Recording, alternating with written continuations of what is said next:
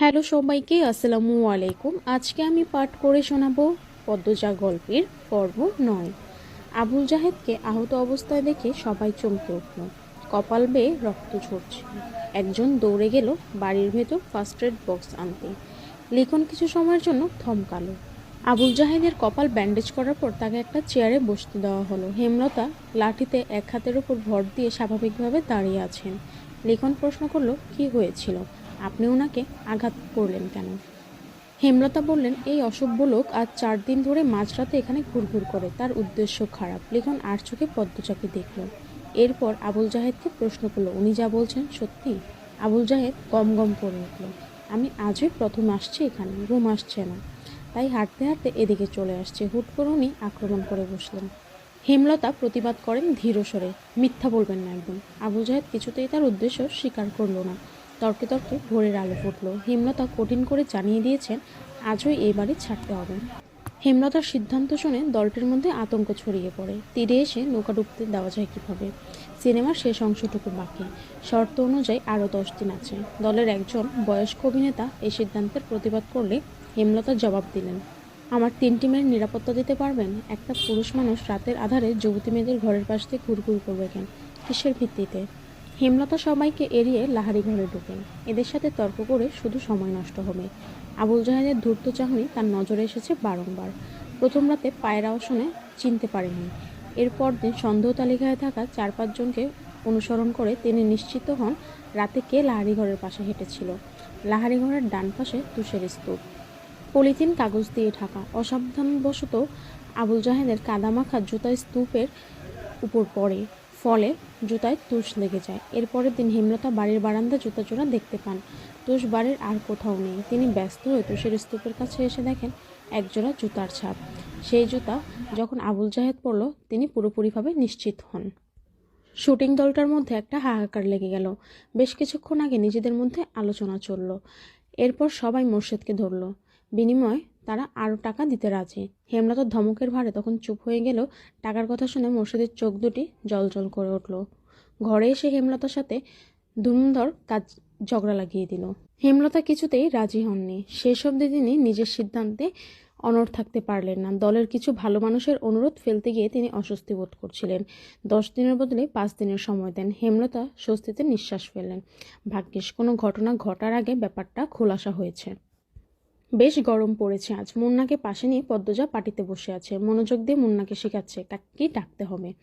আমায় ডাকবি বড় আপা, পূর্ণাকে ছোট আপা, আর প্রেমা তো তোর সমান, তাই প্রেমাবা ডাকবি। দুজন মিলেমিশে থাকবে, বুঝছিস? বুঝছি। আম্মাকে তুইও আম্মা ডাকবি। আমাদের আম্মা আব্বা আজ থেকে তোরও আম্মা আব্বা, বুঝছিস?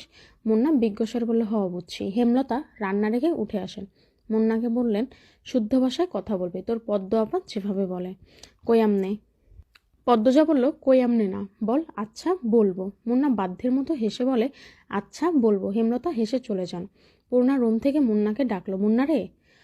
সুডু আপা। পদ্মজা মুন্নার গালে আলতো করে থাপ্পড় দিয়ে বলল, বল। জি ছোট আপা। মুন্না পদ্মজার মতো করে বলল, জি ছোট আপা। পদ্মজা হাসলো। পূর্ণা মৃদু হেসে বলল, তোর নাম পাল্টাতে হবে। আমি তোর নতুন নাম রেখেছি। ক্যারে নাম পাল্টাইতাম ক্যারে? পদ্মজা কিছু বলার আগে মুন্না প্রশ্ন করলো, আচ্ছা এই কথাটা কেমনে কইতাম? পদ্মজা হেসে কপাল চাপড়ে, এই ছেলে তো আঞ্চলিক ভাষা বুধ হয়ে আছে। পূর্ণা বলল, তুই এখন আমাদের ভাই, আমাদের নামের সাথে মিলিয়ে তোর নাম রাখা উচিত না? কি বল, উচিত না? মুন্না দাঁত কেলিয়ে হেসে দিল। এজন্যই তোর নাম পাল্টাতে হবে। আজ থেকে তোর নাম প্রান্ত মোড়ল। সবাইকে বলবি, এটা মনে থাকবে? মনে রাখাম। বল, আচ্ছা মনে রাখবো। আচ্ছা মনে রাখবো।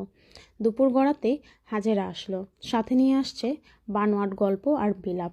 ইশারা ইঙ্গিতে সে লাউ চাইছে। মোর্শেদ গতকাল সব লাউ বাজারে তুলেছেন। গাছে আর একটা ছিল। ঘরে চিংড়ি মাছ আছে। প্রান্ত লাউ দিয়ে চিংড়ি মাছ খাবে বলে ইচ্ছা প্রকাশ করছে। হেমলতা হাসি মুখে শেষ লাউটা নিয়ে এসেছেন। এখন আবার হাজেরারও চাই। কেউ কিছু চাইলে হাতে থাকা সত্ত্বেও হেমলতা ফিরিয়ে দেন না। আজও দিলেন না। তিনি হাজেরাকে হাসি মুখে লাউ দিলেন। হাজেরা সন্তুষ্টি প্রকাশ করে চলে গেল। পদ্মজা মায়ের দিকে অসহায় চোখে তাকায়। প্রান্ত এই বাড়িতে এসে প্রথম যা চাইল তাই পেল না। মনের উপর নেতিবাচক প্রভাব পড়বে না তো? হেমলতা পদ্মজার দৃষ্টি বুঝেও কিছু বললেন না। প্রান্তকে ডেকে কোলে বসান। ছেলেটাকে দেখতে বেশ লাগছে। দুপুরে তিনি গোসল করিয়েছেন। মনে হয়েছে কোনো ময়লার স্তূপ পরিষ্কার করা হচ্ছে। জন্মদাতার মৃত্যুর প্রান্তের উপর বিন্দুমাত্র প্রভাব ফেলল না। এজন্য কেউই অবাক হয়নি। ভাবছিল শুধু রাতেই একসাথে থাকা হতো। অনেক রাত প্রান্ত একা থেকেছে। এইটুকু ছেলে কত রাত ভয় নিয়ে কাটিয়েছে। হেমলতা আদুরে কণ্ঠে বললেন, একটা গল্প শোনাই, শুনবি? হুনাও। পদ্মজা প্রান্তের ভাষায় ভুল ধরিয়ে দিল। হুনাও না বল, শোনাও আম্মা। প্রান্ত মাথা কাত করে। এরপর হেমলতাকে বলল, শোনাও আম্মা। আম্মাটা ডাক শুনে হেমলতার বুকে বিশুদ্ধ ভালোবাসা ছেয়ে গেল। তিনি কণ্ঠে ভালোবাসা ঢেলে বলেন, আমাদের একদিন মরতে হবে তো, জানিস তো? জান্নাত জাহান্নামের কথা কখনো কেউ বলেছে? প্রান্ত মাথা দুই পাশে নাড়ালো। কেউ শোনায়নি। হেমলতা এমনটা সন্দেহ করেছিলেন। প্রান্ত এ সম্পর্কে জানে না। তিনি ধৈর্য নিয়ে সুন্দর করে জান্নাত জাহান্নামের বর্ণনা দিলেন। জান্নাতের বর্ণনা শুনে প্রান্তের চোখ দুটি জল করে উঠল। প্রশ্ন করলো হাজারটা। হেমলতাকে জানায় সে জান্নাতে যেতে চায়, জাহান্নামে যেতে চায় না। হেমলতা বললেন, আচ্ছা, এখন গল্পটা বলি, মন দিয়ে শুনবে। প্রান্ত মাথা কাত করে হাসূচক সম্মতি দিল। হেমলতা বলতে শুরু করেন, একজন মহিলা একা থাকতো বাড়িতে।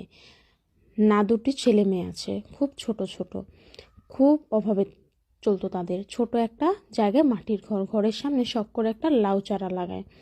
লাউ গাছ বড় হয়, লাউ পাতা হয় অনেক। এই লাউ পাতা দিয়ে দিন চলে যায় তার। কখনো সিদ্ধ করে খায়, নুন মরিচ পেলে শাক হিসেবে রেঁধে খায়। তো একদিন একজন ভিক্ষুক মহিলা আসলো। ভিক্ষুক মহিলাটি খায় না 2 দিন ধরে। লাউ গাছে লাউ পাতা দেখে খেতে ইচ্ছে করে। লাউ গাছের মালিক, যে মহিলাটি, তাকে ভিক্ষুক বলে লাউ পাতা দিতে, রেঁধে খাবে। খুব অনুনয় করে বলে। মহিলাটির মায়া হয়। ভিক্ষুক মহিলাকে কথা শোনাতে শোনাতে কয়েকটা লাউ পাতা ছিঁড়ে দেয়। তার কয়েকদিন পর লাউ গাছের মালিক যিনি, তিনি মারা গেলেন। গ্রামবাসী সহ মসজিদের ইমাম মিলে দাফন করেন। বুঝছিস তো প্রান্ত? হ্যাঁ, প্রান্ত মনোযোগ দিয়ে শুনছে। সে খুবই মনোযোগী শ্রোতা। হেমলতা বাকিটা শুরু করলেন। গ্রামের ইমাম একদিন স্বপ্নে দেখেন যে মহিলাটিকে তিনি দাফন করেছেন তার চারপাশে আগুন দাউ দাউ করে জ্বলছে, কিন্তু তার গায়ে আঁচ অবধি লাগছে না। মহিলাটিকে ঘিরে রেখেছে লাউ পাতা, যার কারণে আগুন ছুঁতে পারছে না। ওই যে তিনি একজন ভিক্ষুককে নিজের একবেলা খাবারের লাউ পাতা দান করেছিলেন, সেই লাউ পাতা তাকে কবরের শাস্তি থেকে বাঁচাচ্ছে। জাহান্নাম থেকে বাঁচাতে আমাদের অনেক ইবাদত করা উচিত। তার মধ্যে একটি হলো দান। সামর্থ্য অনুযায়ী দান করা উচিত, কাউকে ফিরিয়ে দেওয়া উচিত না। বোঝা গেছে? বুঝছি। আমি দান করাম। করবি, অনেক বড় হবি জীবনে, আর অনেক দান খয়রাত করবি। আচ্ছা প্রান্ত, এখন যদি কোনো অভাবে এসে বলে তোর লাউটা দিতে, তুই কি করবি? প্রান্ত গম্ভীর হয়ে ভাবে। এরপর বলল, দিয়াম। একটু আগে একজন মহিলা আসছিল না, দেখেছিস তো? দেখছি। সে খুব গরিব, বাড়িতে বাচ্চা আছে ছোট। এসে বলল লাউ দিতে, তাই তোর লাউটা দিয়ে দিয়েছি। এজন্য কি এখন তোর মন খারাপ হবে? লাউটা তুমি দিছো, তাইলে তোমারে আগুন থেকে বাঁচাইবো। লাউটা আমি দিলেও তোর জন্য ছিল। তুই এখন খুশি মনে মেনে নিলে লাউটা তোকে আগুন থেকে বাঁচাবে। হেমলতার কথায় প্রান্ত খুশি হয় খুব। পরপরই মুখ গম্ভীর করে প্রশ্ন করল, একটা লাউ কেমনে বাঁচাইবো আমার? প্রান্ত নিষ্পাপ কণ্ঠ শুনে হেমলতা পদ্মজা পূর্ণা হেসে উঠল। পদ্মজা বলল, কয়টা লাউ পাতা অনেকগুলো হয়ে মহিলাটাকে বাঁচিয়েছিল, তেমন একটা লাউ অনেকগুলো হয়ে তোকে বাঁচাবে। প্রান্ত একটার পর একটা প্রশ্ন করেই যাচ্ছে। হেমলতা হেসে হেসে তার উত্তর দিচ্ছেন। পদ্মজার হুট করেই প্রান্তের চোখে চোখ পড়ে হেমলতার উপর। মা হাসলে সন্তানদের বুকে যে আনন্দের ঢেউ ওঠে তা কি জানেন? পদ্মজার আদর্শ তার মা। সে তার মায়ের মতো হতে চায়। 5 দিন শেষ। শুটিং দলের মধ্যে খুব ব্যস্ততা, সব কিছু গুছানো হচ্ছে। 5 দিনে তাড়াহুড়ো করে শ্যুট শেষ করা হয়েছে। লিখন উঠানে চেয়ার নিয়ে বসে আছে। চিত্রা এসে তার পাশে বসলো। কাশির মতো শব্দ করলো লিখনের মনোযোগ পেতে। তিনি তাকালো, স্নান মুখে প্রশ্ন করলো, সব গোছানো শেষ? শেষ। তুমি তো কিছুই গোছাওনি। বিকেলে রওনা দিব। আমার আর কি আছে গোছানো, দুপুরে শেষ করে ফেলবো। মন খারাপ? লিখন কিছু বলল না। লাহারি ঘরের দিকে তাকালো, দৃষ্টিতে শূন্যতা, কিছু ফেলে যাওয়ার বেদনা, বুকের বাপাশে চিনচিন করে ব্যথা। চিত্রা হাত ঘড়ি পড়তে পড়তে বলল, ছোট বোনের সমান বলে ঠোঁট বাঁকিয়েছিলে, এখন তারই প্রেমে পড়লে। লিখন কিছু বলল না, দীর্ঘ শ্বাস ছাড়ল। চিত্রা বলল, পদ্মজা কিন্তু অনেক বড়ই। আগামী মাসে ওর 17 হবে শুনেছি। এই গ্রামে 17 বছর বয়সী অবিবাহিত মেয়ে হাতে গোনা কয়টা? পদ্মজা শ্রেণীর বেশিরভাগ মেয়ে বিবাহিত, আর খুব কম মেয়ে পড়ে। চিত্রার কথা আগ্রহ করে লিখন বলল, তোমার বিয়েটা কবে হচ্ছে? বছরের শেষ দিকে, সব ঠিকঠাক থাকলে আর ভগবান চাইলে। কিছুক্ষণের মধ্যে সবাই ঢাকা রওনা দেবে। হেমলতা মোর্শেদ বিদায় দিতে এসেছেন। দলটার 3-4 জনের চরিত্র সমস্যা থাকলেও বাকিরা খুব ভালো। হেমলতার সাথে মিশেছে খুব, নিজের বাড়ি মনে করে থেকেছে, বাড়ির দেখাশোনা করেছে। লিখন হেমলতার আড়ালে একটি সাহসিকতার কাজ করে ফেলল। ব্যস্ত পায়ে লাহারি ঘরে আসলো। বারান্দায় বসেছিল পদ্মজা। লিখনকে দেখে ভয়ে তার বুক কেঁপে উঠল। পদ্মজাকে কিছু বলতে দিল না লিখন। সে দ্রুত বারান্দায় উঠে পদ্মজার হাতে একটা চিঠি গুঁজে দিয়ে জায়গা ত্যাগ করল। পদ্মজা অনবরত কাঁপতে থাকে। পূর্ণা চৌকি থেকে ব্যাপারটা খেয়াল করেছে। সে হতভম্ব। ধীর পায়ে হেঁটে আসে। পদ্মজার সারা শরীর বেয়ে ঘাম ছুটছে। হিতাহিত জ্ঞান শূন্য হয়ে পড়ে। হাত থেকে চিঠি পড়ে যায়। পূর্ণা কুড়িয়ে নিল।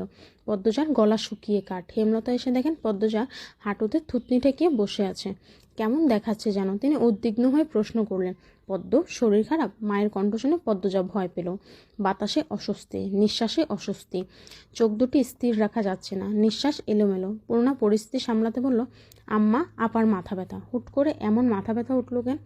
পদ্মরে, খুব ব্যথা? পদ্মজা অসহায় চোখে পূর্ণার দিকে তাকালো। আকস্মিক ঘটনায় সে ভেঙে পড়েছে।